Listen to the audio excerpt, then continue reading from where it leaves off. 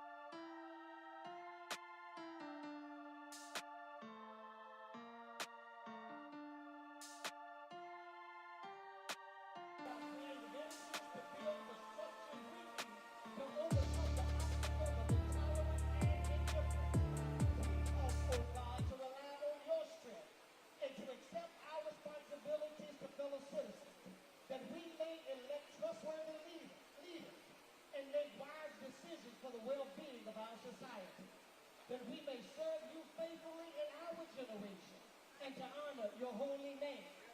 And as we close this prayer, oh God, we close with the words of James Weldon Johnson: "Stony the road we trod, bitter the chastening rod, felt in the days when hope unborn had died. Yet with a steady beat, have not our weary feet come to the place for which our fathers assigned? We have come over a way that with tears have been worn, and we have come treading our path through the blood of the slaughter, out of a gloomy past, till now we stand at last, where the white wing of our bright star is cast.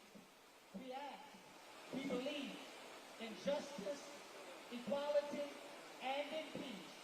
And it is in thy name we pray. Amen.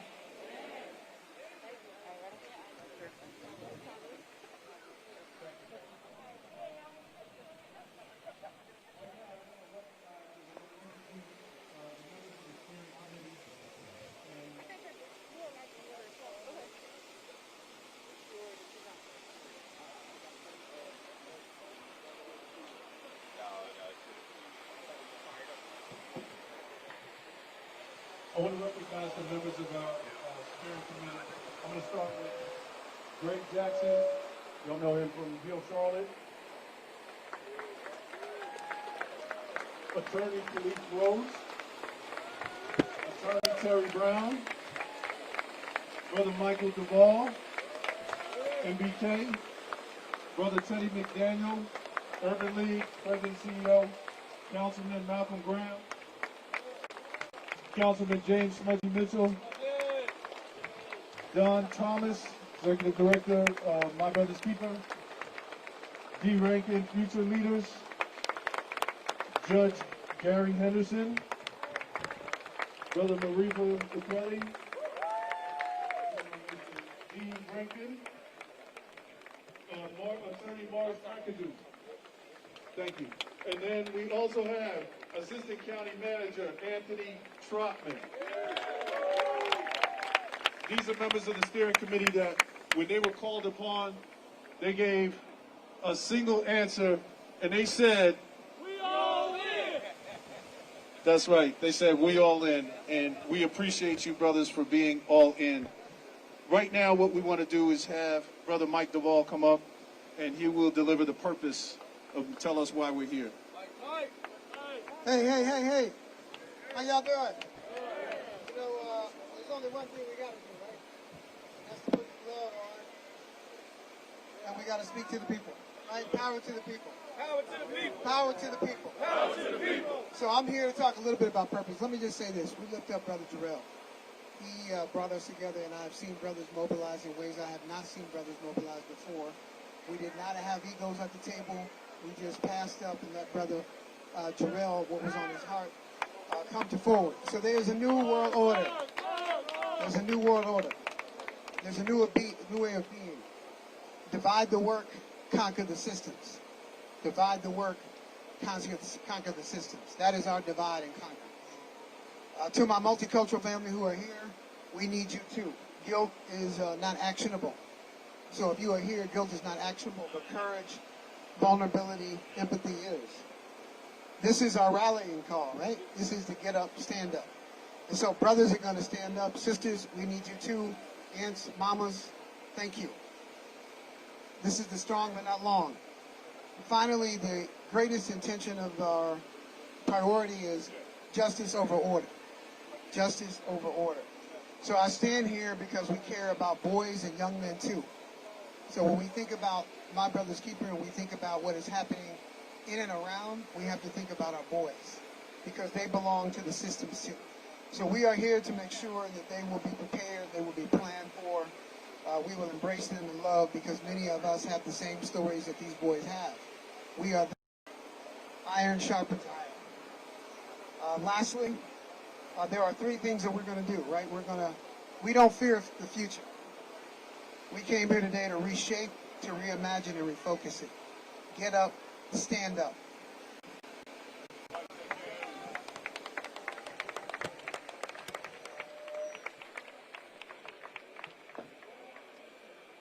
Can you all hear us? Oh, yeah. Can't hear back there.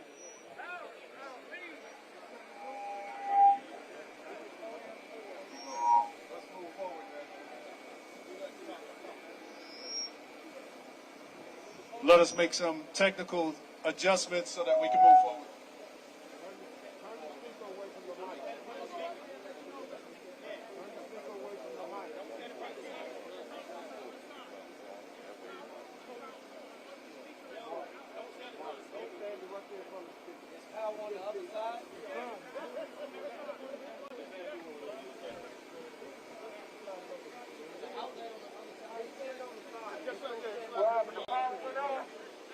Can you hear better now? Can you guys hear better now? Okay. So right here. So right now, we want some folks to bring some greetings. We have our mayor, as we said previously, and right now I want everybody to give it up for Mayor Violates. Thank you, Mark. I can't imagine being more proud than being to stand with all these black men doing something that's right and conscionable and making a difference. You know, I grew up, so I understand brotherhood, but I also understand, because my brothers run a business, how race defines them. Always as a minority business, never a business in and of itself. And so that's why we're going to talk a little bit about racism with this proclamation. We're going to talk about the proclamation from the City of Charlotte. Whereas the Charlotte City Council has identified reducing racial disparity as a critical priority and essential to an effective systemic response to delivering health and human services in the City of Charlotte. Whereas racism unfairly disadvantages black and brown individuals and companies while unfairly giving advantages to other individuals and communities, where our collective prosperity depends on equitable access. Racism has produced and perpetuates poverty through intentional and unintentional policies that create barriers to economic mobility. Racism is a social system with multiple dimensions. Individual racism that is internalized, impersonal, systemic racism that is institutional and structural. Whereas criminal justice practices have caused deep disparities, harm, mistrust, African American residents of Mecklenburg County are 8 times more likely to die of homicide. 73% of homicide victims in Mecklenburg County were African American. A growing body of literature show that social determinants, basically known as let your zip code define the rest of your life, means that these determinants for generations have locked in communities of color where we face vast disparities in jobs, income, inherited family wealth. In addition, it is well documented that racism itself has an inverse impact on health, that chronic stress that's caused by discrimination can trigger a cascade of outcomes: high blood pressure, heart disease, diabetes, accelerated aging, all of which is high in the African American community. Whereas in Mecklenburg County, COVID-19 pandemic has made visible and intensified racial health disparities, with black and brown communities comprising 57% of all COVID-19 cases and 41% of all deaths. So now, therefore, be resolved, the Charlotte City Council believes that racism can form the basis for a public health crisis affecting our entire city and should be treated with urgency and funding of a health crisis. Looking at racism in this way offers legislators, health officials, and others an opportunity to analyze data and discuss, and not just discuss, but demand changes that dismantle or change problematic institutions. The City of Charlotte will seek to promote racial equity through policies approved by the Council and will encourage local, state, and national entities to recognize racism as a public health crisis. But let me say this. This is about what government can do. You need to push us to do what we need to do. We need your voice. We need your organization. We need you to speak up and stand up. You know, it's not just the police that have a responsibility to talk about what another officer does. As black people, we need to talk about each other, and we need to hold ourselves accountable We can do this, but we can only do it when we work together. Thank you very much, Mark.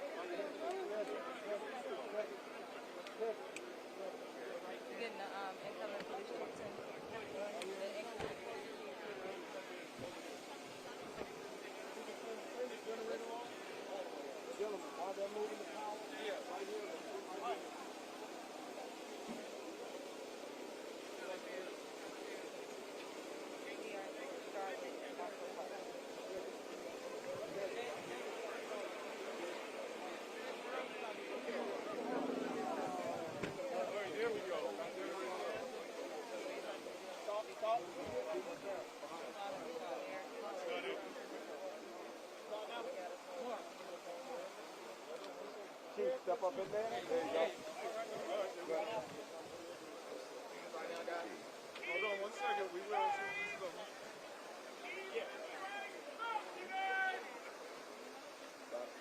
All right. Hey, everybody, love Jesus. Just one, just two, just let's go, Sam. There you go. Mr. Sam, no, we on every step. You got power over there? Just 1, 2, 3. Find you. They'll find the group.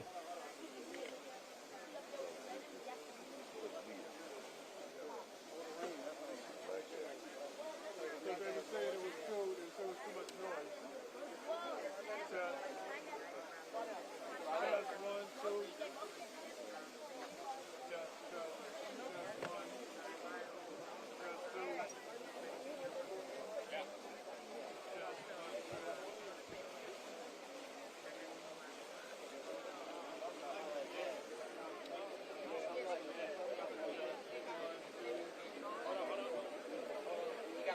Oh, we got one. Yeah, one's on floor. Oh, okay.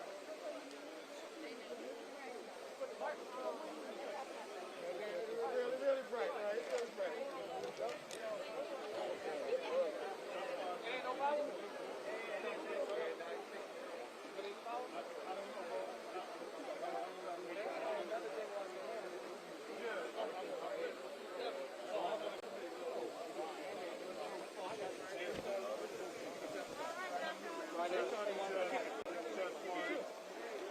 Just 1, 2.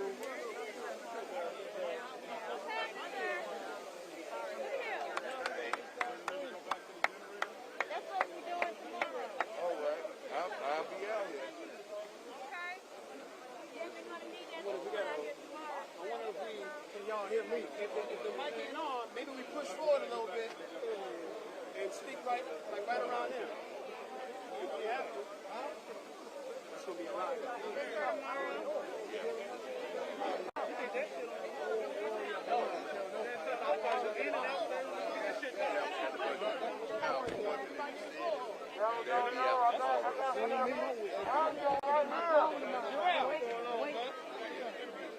I got audio right here. There we go. There we go. Pan Africans in the building. We stay ready. Hey, Wiz. I got your shirt too. Excuse me, bro.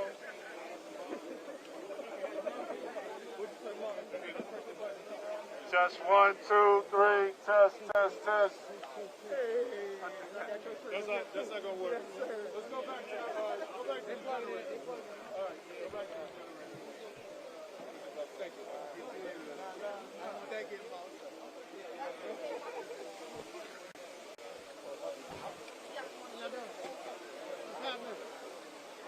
What's up? Let me get y'all right here. Come on, young boy. Come right here. Hey, Mike, you said the brother just moved it. All right.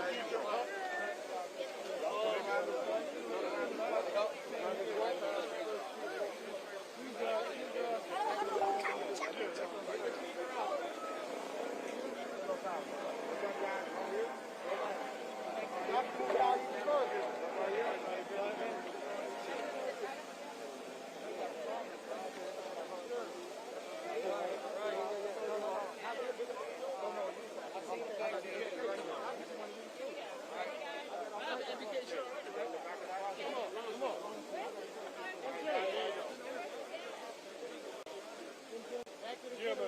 sound off right now.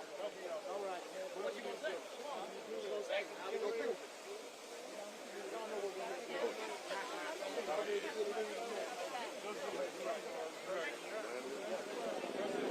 There we go. We're back up. Back up. All right.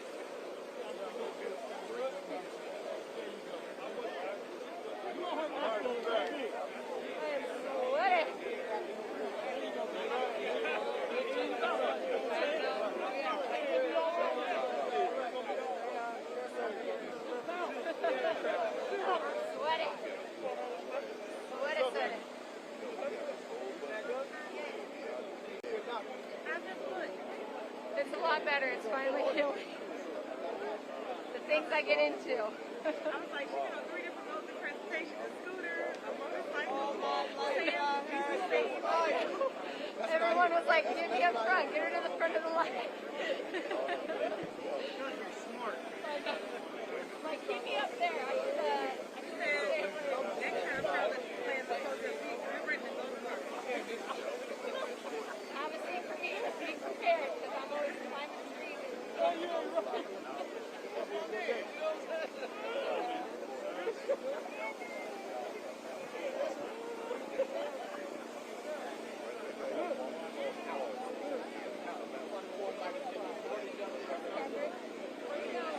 right, bye. He does like all like the voting stuff.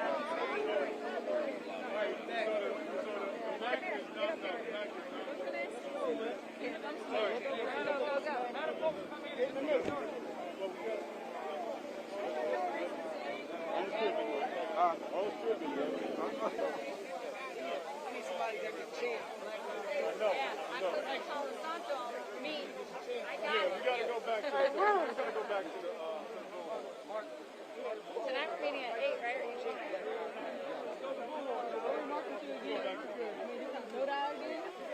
oh, yeah. Let's do NODA again. Stop at Sanctuary. We should do that. NODA was a walk. Okay, no. See, I was gonna say that. All right. Can you hear? Can you hear? It's on. All right, we still gotta keep this thing going. We still gotta keep going. We got some technical difficulties, but we gotta keep it going. Test. Yeah. Test. We're gonna keep this thing going. We had some technical difficulties, but it's all right. We're gonna keep going. Right now, we're gonna ask the chair of the Board of County Commissioners to come up and bring greetings on behalf of the board. George Dunlap, everybody.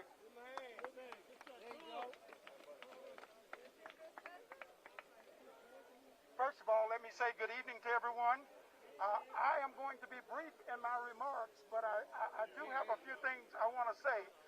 But while I do that, I want to call on my fellow commissioners, Commissioner Trevor Fuller and Commissioner Mark Jarrell, to come and stand beside me as I bring these greetings. I want you to know that on last night, Mecklenburg County declared racism as a public health issue. What that means is that now we can bring the dollars and the resources to bear to address those issues that deal with the disparities in our community. I can't tell you how excited I am to be standing beside so many brothers. Tonight, this evening, I feel empowered. Why is that so important? Because too many times I've had to stand by myself. Today, I feel the strength of all of you who stand with me. I want you to remember this number: 232,739.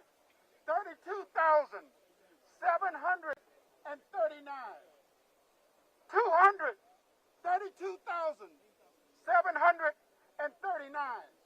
Why is that so important? Because that's how many African Americans are registered to vote in this community.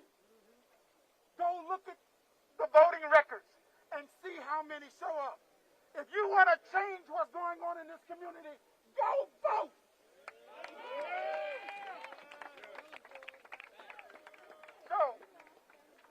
got a lot to do today.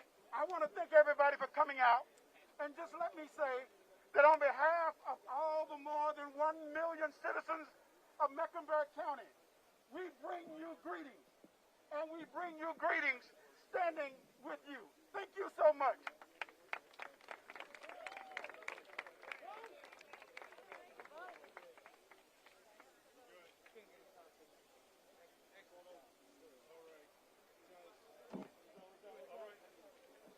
Now we'll hear from our Sheriff, Gary McFadden.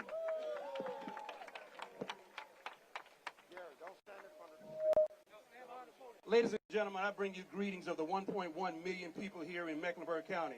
I also bring you greetings from the 1,100 men and women who work for me, but I'm more proud to bring you greetings from the 1,429 members of my facility that I call residents, because I dare call them inmates. These are my citizens and your returning citizens, and I don't want you to forget it. Yes, I'm excited.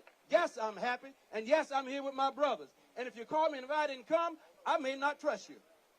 I may not believe in you. Because this is not seasonal, ladies and gentlemen. This is a movement. It's not a moment. So if you're holding the sign, I want to see you in November, and I want to see you this time next year. Because I know how we roll. We play today, and we're gone tomorrow. And that's the problem that we have. When you say no justice, no peace, do you know how to get justice? And do you know justice when you see it? That's the problem we have. My friend here, Greg Jackson, stood beside me and we argued for 2 hours in 2016 in front of the police department. Greg Jackson said, I'm going to take down the flag. I said, brother, can you listen to me? 4 years later, he's supporting me and I'm supporting him. They want us to fight. They want us to call each other's names. I'm standing here because of Malcolm Graham, and I'll tell you that. When his sister lost her life, I lost a piece of my heart. Didn't know the last year to another friend of ours who went to Johnson C. Smith, Sharon lost her mother. See, these are the things that you have to know about. When Walter Scott was killed, his brother called me because we went to school together. So I lose a piece of my life every day. So don't let this be seasonal. And if you come and check me, come with facts. Do not come emotional. God bless you.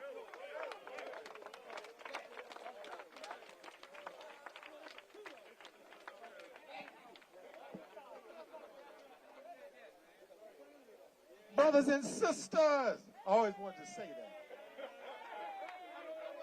that. My name is Morris McAdoo, and I have the wonderful job of introducing the next person who will be speaking before you, Mr. Malcolm Graham. As you know, Malcolm Graham is born and raised in Charleston, South Carolina, came here as a student at Johnson C. Smith University. Also at Johnson C. Smith University, he also became an initiative at what we call the Mothership, which is the Alpha Epsilon chapter of Kappa Alpha Psi Fraternity Incorporated that I'm proud to know of. After graduation, he stayed here.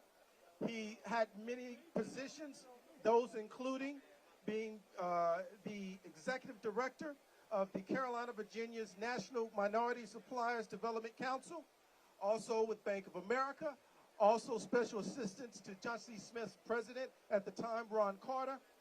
He has sat for 5 years as District 4 City Council representative, then for 10 years at the North Carolina State Senate for District 40, and then now he sits as the councilman here in District 2. One of the great things that he's doing now with his life is what he's doing with the foundation.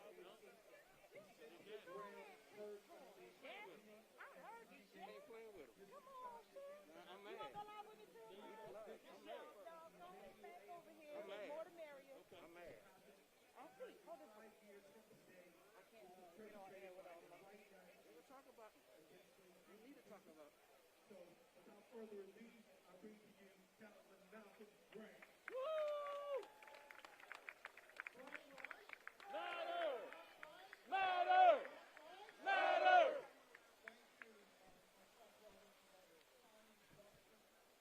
You want to have him back, turn back this way?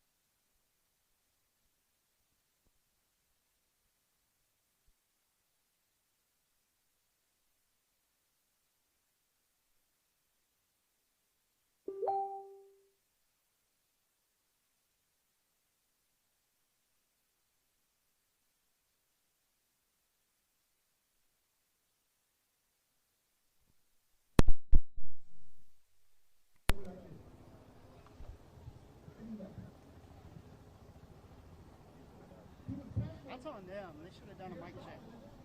How you been doing?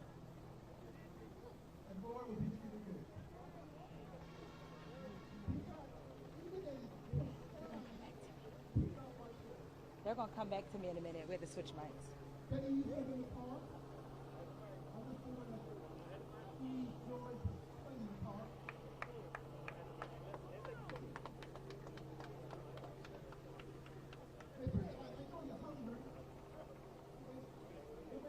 One, two, three, four, 5, 6, 7, 8, 9, 10. 1, 2, 3, 4.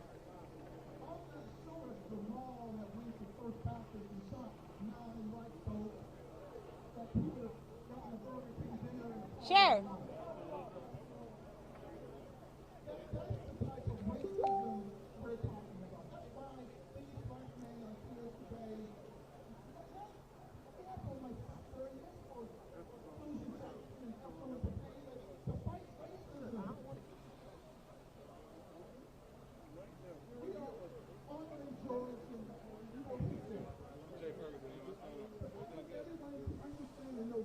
A minute 30 out.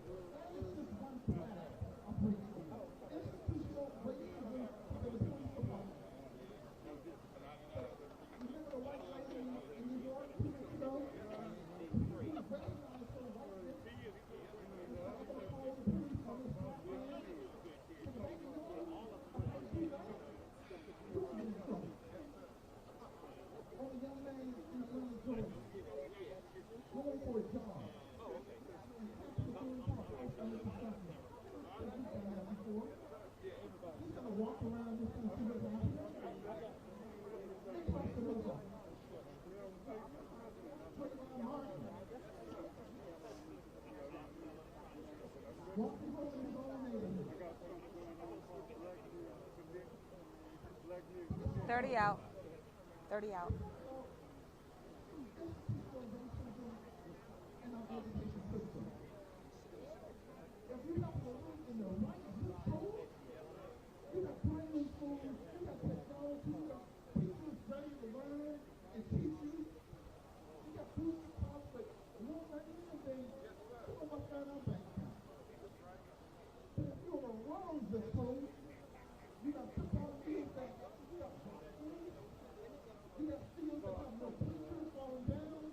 Guys, there are literally hundreds of people out here. We've seen city council members, Mayor Lyles, we've seen heads of law enforcement, we've seen community leaders out here, lots and lots of people out here all speaking on one message. I want to stop and speak with Councilman Mitchell. Councilman Mitchell, why is this event so important?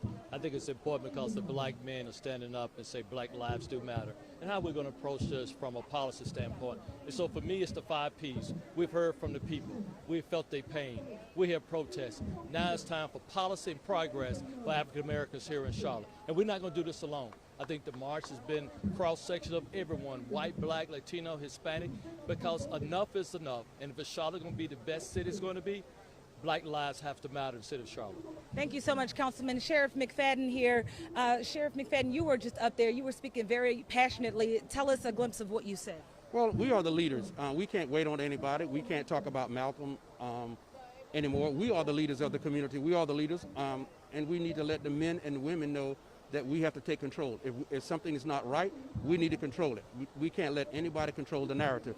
But stop being emotional. We will be emotional for a while, but now since we have been emotional, let's deal with facts and let's move on. If you want policies changed, come to me and we can change the policies. If you have policymakers who's not changing the policies, get rid of those policymakers. If something that I'm not doing, come and tell me that I'm not doing it, and we can make it happen. But at this point, we just need to understand this. This is a movement and not a moment, and we need to take advantage of it. Thank you so much. We also heard from Mayor Lyles out here, who said people are getting organized and it's going to take the community as well as city leaders to get the job done. We'll be out here for quite some time. They're going to march around later, and we'll come check back in with you guys when that march starts to happen. Back to you in the studio.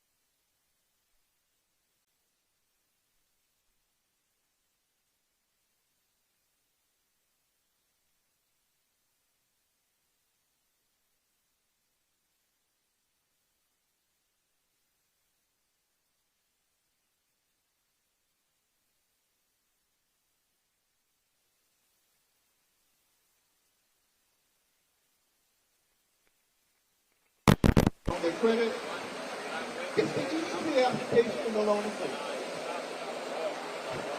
That's racism. That's why we are marching. That's why Black Lives. That's why Black Lives. That's why Black Lives. That's why we march.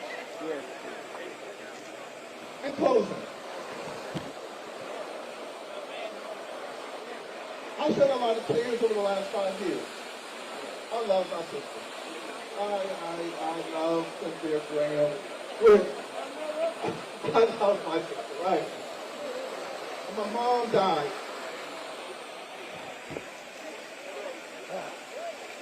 Cynthia became my mother. And I needed help with a writing assignment. Cynthia would write the paper and proofread it for me. When I got married and put it here somewhere, she kind of said, who is this girl? Let me see what she's all about. She loved my wife. Loved my daughter. Loved her community. Full of grace and dignity. I last saw my sister alive in the courtroom after trial. To show us a video of each of the 9 individuals entering the church that night. Cynthia pulled up in the car.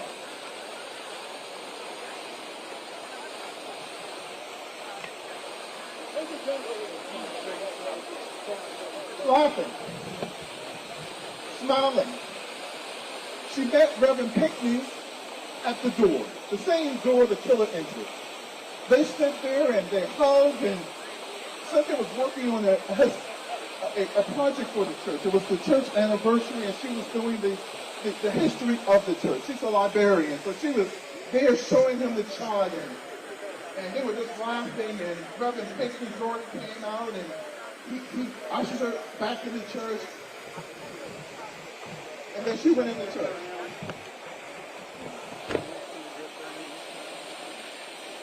She left in the stretcher. Because she was fair and she was black. My sister, black light. My sister, black light. Your black light. Your employment opportunity, what? Your health care, what? Your education, what? We as black folks, what? Lastly, it's going to stand a march. Now, we got work to do. I'm going to march with you, and I'm going to be with you. And Lord knows over the last 5 years, I wanted to pick up a brick and throw it too. I got to be honest. But Cynthia would say that we have to protest with our minds, our wills, and the power of our vote. Our mind, our wills, and the power of our vote. She would also say that we got to keep the faith and do the work. That we got to trust in God, and we got to hold Him to His promise. We got to read the Word, and we may shed a tear. But at some point in time, we got to get up our knees and dry our eyes and get to work. Now, sweat and tears have something in common. They're both salty. Sweat and your tears. But they give you different results. Tears will give you sympathy, will get you sympathy. But sweat will get you change. That's because you're working. That's because you're moving. That's because you're marching. That's because you're challenging. And Michael Duvall coined this term that I've used since the first time I heard him say it. We got to create some healthy tension in this community. We got to pitch back in this community. And all our black office holders, present company included, I'm pointing the finger at myself. If you don't use your power, if you don't use your influence to make change, get the hell out of the way.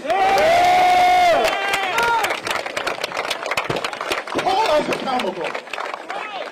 We got too many people in too many positions in this community not to make change. They're not change for change's sake. Not change because you heard it someplace we did it this way in Seattle, so we should do it in Charlotte. But willing to sit at the table, study the issue, and make changes, even if it makes people a little unhappy. Even if it creates some healthy tension. Even if you have to tell your friends, I hear you, my brother, but I think you're wrong, and I'm going to do this. We got to stand up and do the work. There you go.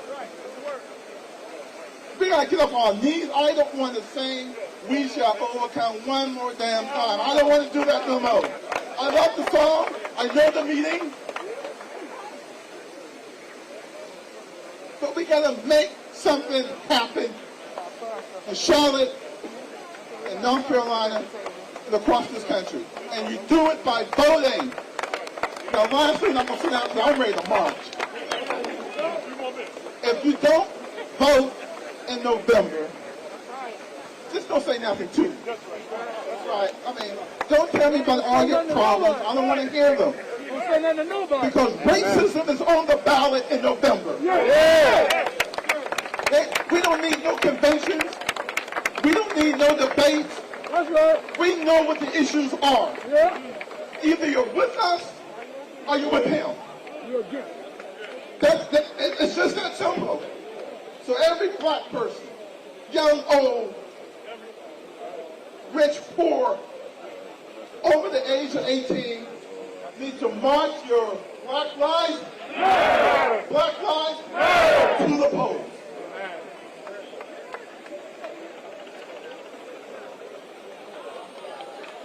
So, we got pictures of everybody.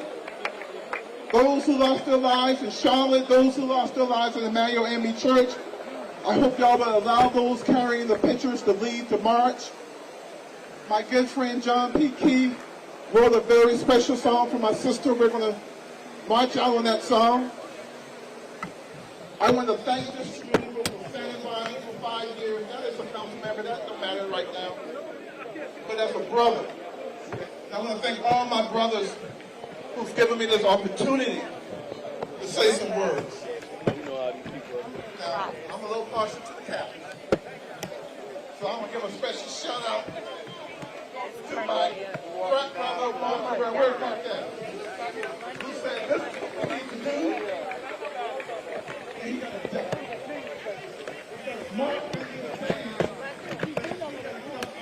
We're marching up to the mural that's there. Didn't they say that?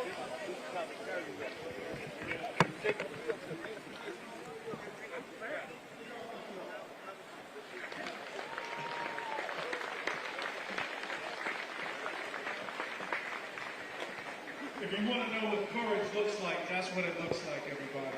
Give it up for my brother Malcolm Graham. So we got a few more minutes, and we are going to get marching. No, I didn't hear the first part. But it's really important that you hear voices. This is not a one-man show. This is a collective effort, and this could not have happened without the brothers that are standing up here and without each one of you. And it's very important.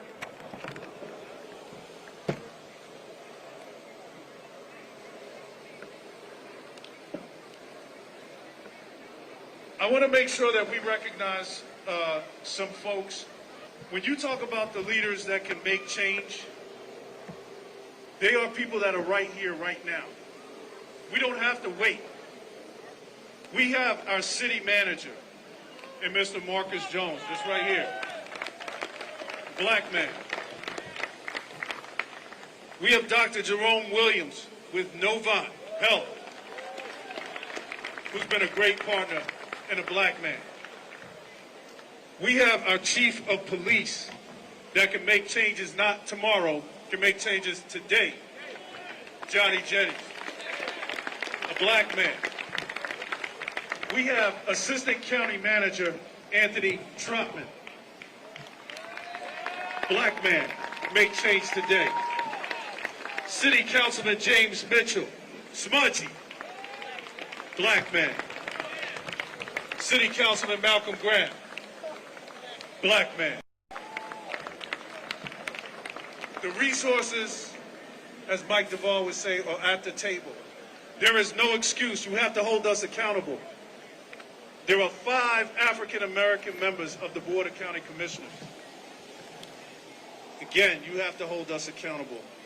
It is important that you hear from these brothers that are part of this committee. and I want them to come and bring you greetings because you need to hear their voices, because it's more than just electeds that will make the changes. And so you're going to hear from them in this order: Attorney Terry Brown, Judge Gary Henderson, Greg Jackson, Mr. Teddy McDaniel, D. Rankin, Khalif Rhodes, and then we will have our call to action by Brother Don Thomas and Marifa Ukweli. So now I'm going to ask Brother Terry Brown to come up. Thank you all. I want to thank everybody for coming out today and being here in this moment, standing together, united. I don't want to hold everybody up because I want us to get marching, but I want to think about this one thing. Now is a moment. Now is the one time. If we don't make some real change now, when will we make it? We have got our elected officials here. We have got the ear of the people who can make the decisions. And if we don't have their ear, we will take their ear. We will make sure that we can get their attention and get their voice and make sure that we can get some long-lasting systemic change going here in Charlotte, in Mecklenburg County and beyond. So I thank you all for being here. I thank you all for using your voices, using your leadership, using your collective community power, and being here today. Let's make some long-lasting change. Let's do it together, and let's make a better future for Charlotte. My name is Terry Brown. Thank you.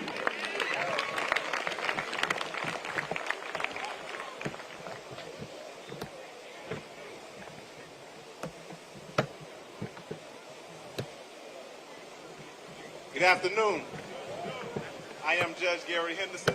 I bring you greetings from just next door to the courthouse. Well, they call it the Hall of Justice.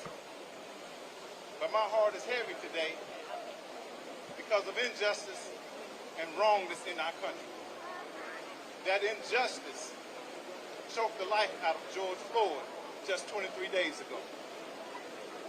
I want you to know there are 9 district and superior court judges here in Mecklenburg County. Just a minute ago, they were talking about leaders, African-American leaders in other areas of government, but you have 9 African-American district court judges here in Mecklenburg County. We're working to make change as well. Work with us. Thank you.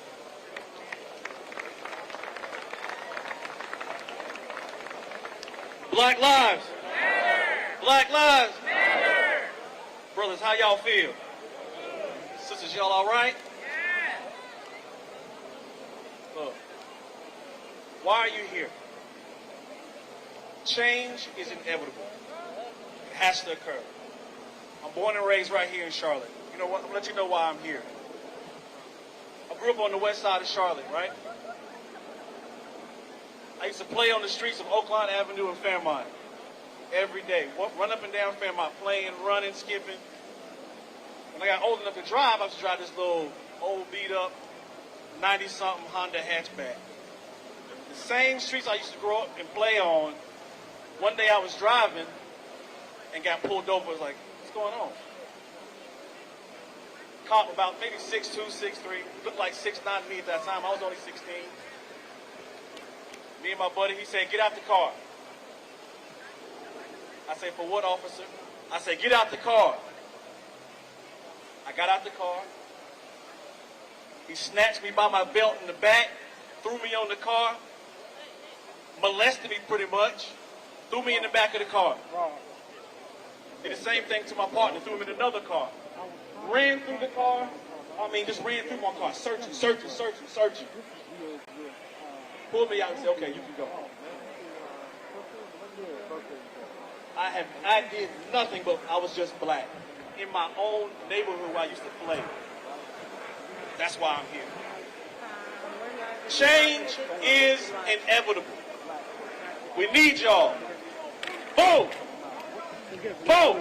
Brother, hold up, brother. Hold up, brother. What are you here for? Let's be here together. Unity. Black lives. Black lives. Thank you.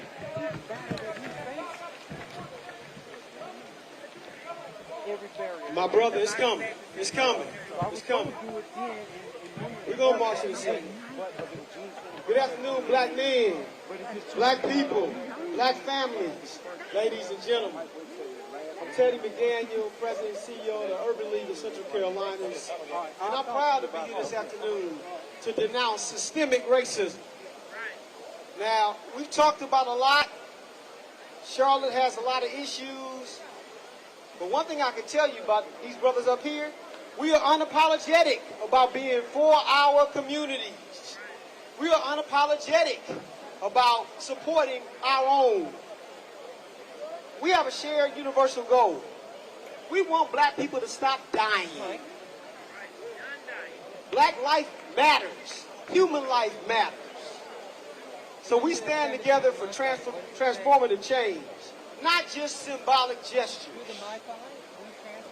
We not only want police reform, but accountability. The old saying is, if you do the crime, you do the time. So what do we need? We need investments. We need investments in jobs. We need investments in education. We need investments in housing. And we're going to hold our leaders accountable. So today, I represent legacies of institutions that deal with black men. I represent Morehouse College. I represent the Brothers of Alpha Phi Alpha Fraternity Incorporated. But we, this group, we stand on the shoulders of black leaders in Charlotte, like Julius Chambers and Harvey Gantt. But we also represent and will never forget Dan Queers Franklin, Justin Hall, Justin Carr, Keith Lamont Scott. May they all rest in paradise. Black lives what? Matter. Black lives what? Matter. God bless y'all. Thank you for being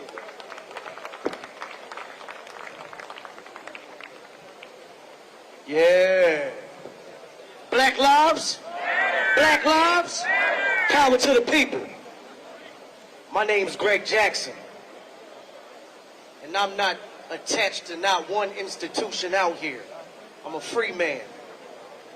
I work in my community. I run my own organization. I set my own rules. But this protest is 365 days a year. After we march, after you rally, after you get all that emotion out today, you gonna be there next week when it's time to feed our community, when it's time to make sure we got affordable housing that's real, when it's time to make sure that you are a conduit in your community. Do you know the people patrolling your community? Do you know their superiors? Do you know the policies? Do you know the legislation? Do you have a plan? If you don't, you can get with some brothers that do. I'm a free man. Jamal Kennard, where you at? He's a free man. Anthony Morrow, where you at? He's a free man. Curtis Hayes, where you at? He's a free man. Rodney McGill, where you at? Brandon Chuck. It's a lot of brothers in this community that's doing it. Come up here. Come up here. We ain't tied to no institution. We represent the neighborhoods we live in, place-based. And we make change happen. Not tomorrow, not next week, but right now. And it is not a game. And it is not funny. And it is not okay. We're here to denounce racism. We want the immediate stop to police brutality and the murdering of black men and women. Every person you see up here that's part of government, hold them accountable. Those my brothers. They answer the phone when I call because I do the work. Black men, black mayor, black assistant commissioner, black city manager, black sheriff, black chief. Don't you forget it, they black. They not your enemy, they your brothers. Hold them accountable. And we are independent black men that own our own businesses and make moves in the community. So when we all come together, it's change that happens inside the office and it's change that happens in the street. They gotta happen simultaneously. Are you with the fight? Because the protest is 365 days a year. Power to the people.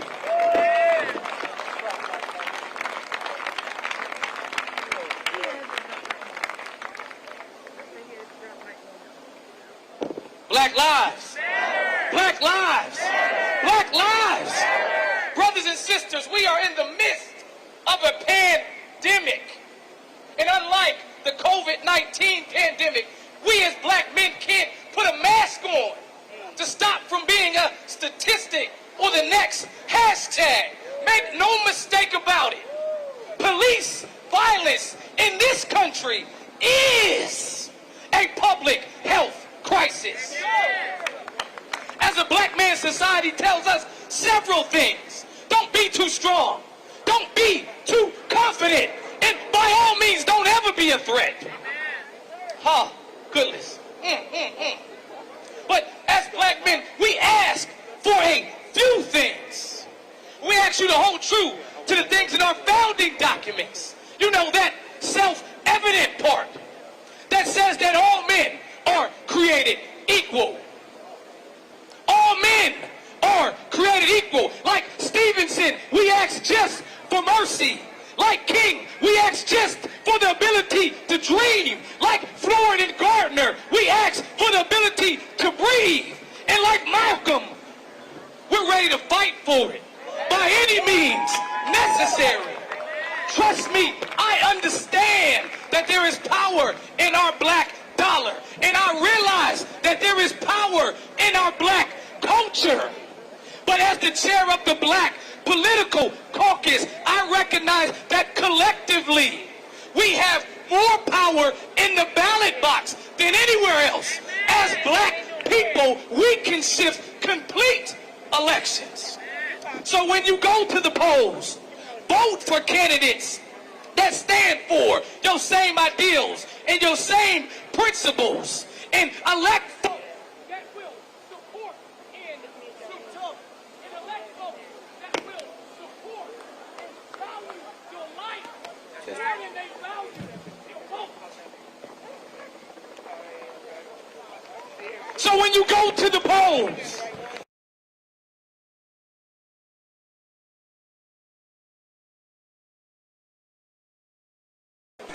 that you believe in, and elect folks that will value your life just as much as they value your vote.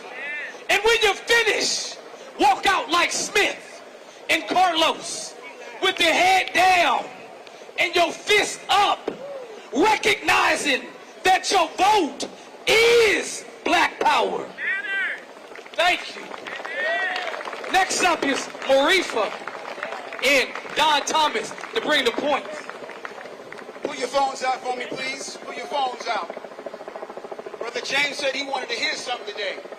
Kwame Nkrumah said, if the people want power, they got to organize. You got to organize. So here's what we're going to do. Pull out your phone, go to Facebook or Instagram. I'm going to give you the communication hub for our movement. Put in MBK CLT MEC. MBK CLT MEC. Like that page. From that page right there, along with another page called League of Intelligence, say League of Intelligence. You mark those pages on Instagram and Facebook. Going forward, that's the information you're going to get plugged in. We can vote, we're going to do that, but you can't disappear after you vote. We can pray, you can do that, but you can't disappear after you pray. You got to roll up your sleeves and put in the work. Who's going to do it? It's on us to do it. That's the principle. Now we have some demands that we have for CMPD, and CMPD can talk to us all they want. Proclamations all they want. When you were in school, you could, at the end of the school year, give a speech and say, teacher, I got all my stuff, I'm good, I'm a pass now. Couldn't do it. You had to take a test. They had to test you. You had to show and prove. Black lives what? Black lives what? If that's the case, then let's see about these demands you're going to do to make sure black lives matter. I know this, the city budget said 40% of the city budget goes to the police. 40%, but only